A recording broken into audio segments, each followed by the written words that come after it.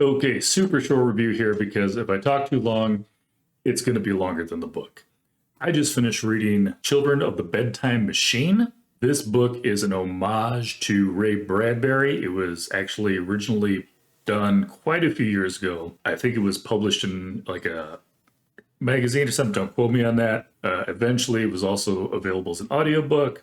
However, I just picked it up from Levidian Publications as part of being a Patreon to Brian Freeman. By the way, shout out to Brian Freeman. This is not the normal Brian Freeman that I talk about. There are two Brian Freeman authors. This is not the one that's currently writing The Born Identity. This is Brian James Freeman, who writes Blue November Storms, The Painted Darkness, and of course, The Zombie Who Cried Human.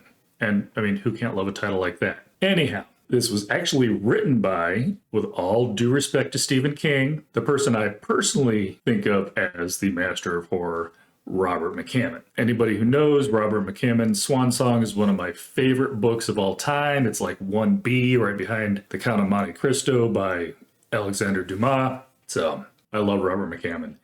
This book is so short though. It's still going to get a 5. As a short story, this book, there's not much that can be added to it without just being filler. There's not much that can be taken away without losing from it. It is a perfect story. It is a Ray Bradbury story. It's also very much a Robert McCammon story. And what I mean when I say that is a few tweaks of this, and it could easily go from being a sci-fi short story to a horror short story. The base of the story would still be there and it would still be a great story, but this is really a Robert McCammon story that he tweaked to make it a Ray Bradbury story.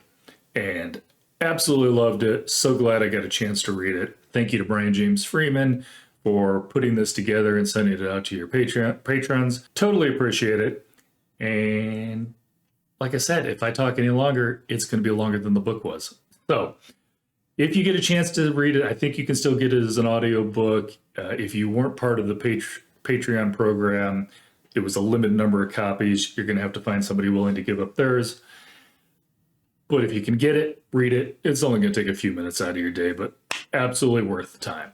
Have a good one, guys.